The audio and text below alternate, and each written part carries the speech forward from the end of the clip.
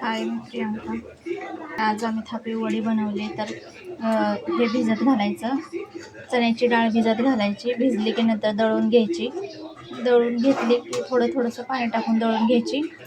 ते झालं की मग लसूण, खोबरं, जिरं, मिरची, कोथिंबीर हे वाटून घ्यायचं. आणि आपण पोळी झुणका बनवतो तसं फोडणीमध्ये ते पहिल्यांदा जिरं टाकायचं. नंतर ते दळलेलं असतं ना, लसूण, मिरची, कोथिंबीर, खोबरं, तो मसाला टाकायचा, परतायचा. आणि आपण दळलेली डाळ ते मिश्रण टाकायचं आणि चांगलं परतून घ्यायचं. आणि मीठ टाकून पाणी नाही टाकायचं, मीठ टाकून शिजवून घ्यायचं झाकण ठेवून. आणि असं झुणका बनवायचा आणि तो काढायचा एका ताटामध्ये. पसरट ताटाला तेल लावून ताटामध्ये काढायचा.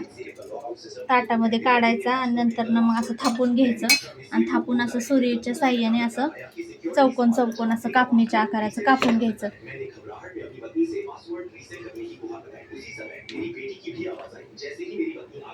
तर अशा थापी वड्या बनवून घ्यायच्या. आणि त्याचं कालवण इथं बनवायचं चालले. तर पाणी वतून हे खरडून ह्याचं पाणी काढायचं आणि लसूण खोबऱ्याची फोडणी द्यायची.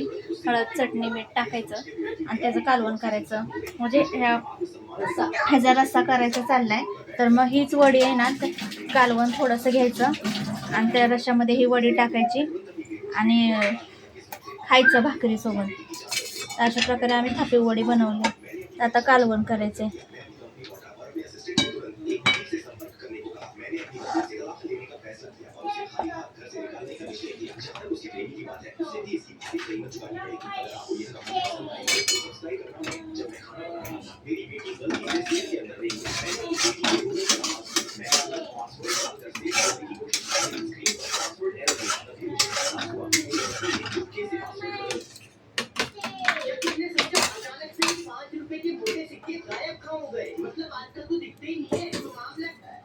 इस आदमी के पास 12,000 करोड़ के नकली नोटों का खजाना पड़ा था, लेकिन हैरानी की बात यह थी कि यह इनमें से 1 रुपए भी खर्च त्याच कढईत कालवण करून घ्यायचं. नई मशीन आई, नकली नोट को बड़े तेल टाकायचं. दरअसल यह आदमी इंडिया में सबसे ज्यादा नकली नोट छापता था. यह हर रोज 1 करोड़ के नकली नोट छापता था. लेकिन इस नई मशीन की वजह से इसके बनाए हुए 60 टन नकली नोट एक झटके में बेकार हो जाते हैं. इसे समझ नहीं आता अब यह क्या करे. तभी इसका एक आदमी इसे कुछ नए नकली नोट दिखाता है जो एक लोकल लसूण, खोबरं, जिरं आणि तीळ वाटलेलं वाटण टाकायचं.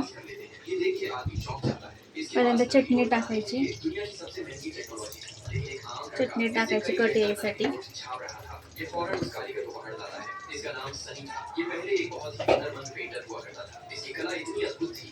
नंतर कोथिंबीर टाकायची.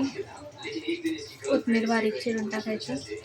चटणी टाकली, कोथिंबीर टाकली. चटणी म्हणजेच आपला कांदा लसूण मसाला. लाल तिखट बनवतो, त्यात लसूण मसाला मिक्स करतो ना, लसूण, खोबरं, कांदा दळून टाकतो. चटणी बनवताना तोच कांदा लसूण मसाला. त्यामध्ये लसूण खोबरं टाकलं. पहिल्यांदा चटणी, नंतर कोथिंबीर, नंतर लसूण खोबरं टाकलं आणि शेंगदाण्याचं पीठ टाकून असं परतून घेतलं.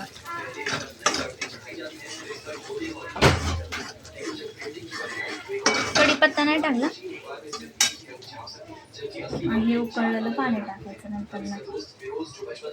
आणि मग जेवताना ते पहिल्यांदा रस्सा घ्यायचा.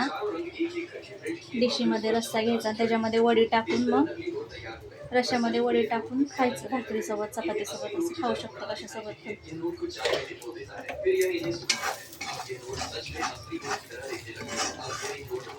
यात शेंगदाण्याचा कूट पण टाकलाय.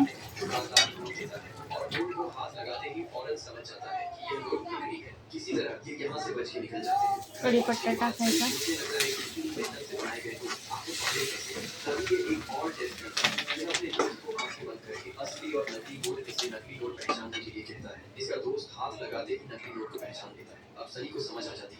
आणि आपण गरम केलेलं पाणी टाकायचं. कढई खरडून तेच पाणी गरम केलेलं, हे बेसन बनवलं तेव्हा तेच पाणी टाकायचं. उकळी आली की मग झाले आपलं हे वडीचा रस्सा तयार झाला. त्याच्यामध्ये मीठ टाकायचं.